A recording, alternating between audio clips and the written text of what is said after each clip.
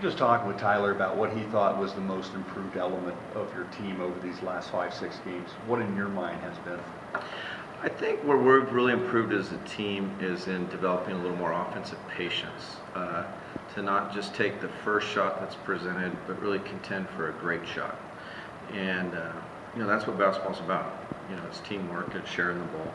And then secondly, I think we've really shored up our inside-out defense as far as not letting other teams get into the heart of the court off of the drive. I think we're doing a lot better job of that, and we're giving better help behind that. We've guarded the three-point line really well this year, but maybe at the expense of too much getting into the heart of the court. And I think really we won 4 of the last 5. It's just been both those two things have been very helpful. But just talk about Southern Utah. Kind of what stands out to you on film from them? Well, last year we were playing a lot of freshmen and a few sophomores, and it was hard.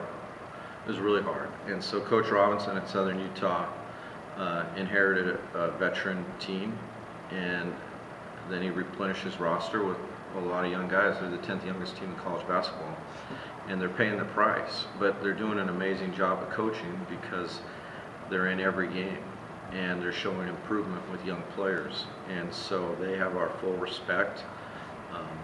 I think some of the best coaching is done in years like that where hey, our record probably isn't going to be good at the end of the year, but I am going to improve my team and build my program. And as a second-year head coach, that's what he's doing there.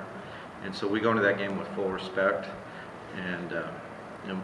But to advance our season and our program, we need to leave Cedar City with a win.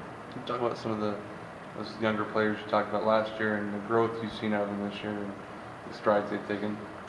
Well, what you want to do is see, as a coach, you want to see every player reach their full potential and get better. And so the biggest example of that is the strides that Tyler has made.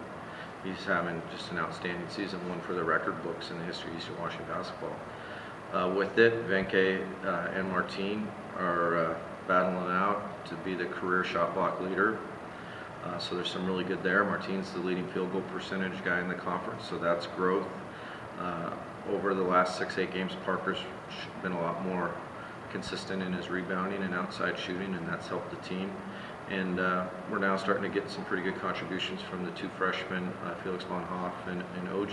And so you start putting that all together, and each guy raises his game.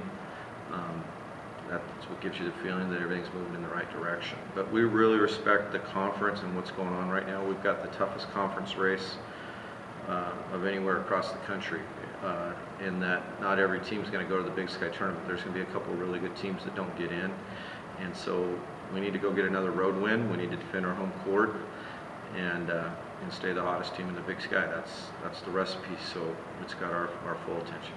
Is this a game where you as a coach are the most concerned looking at the record? Because kids have a tendency to look at that and maybe not mentally be as ready as you'd hope they would be.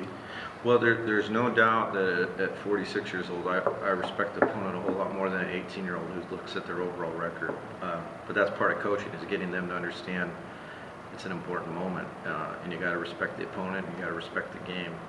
And all the more that team's working harder and harder to go get that win. And so we'll have our guys ready. Portland State, when you look back on that last game against them, what stood out to you about that second half? We played as good as we could offensively there. Yeah.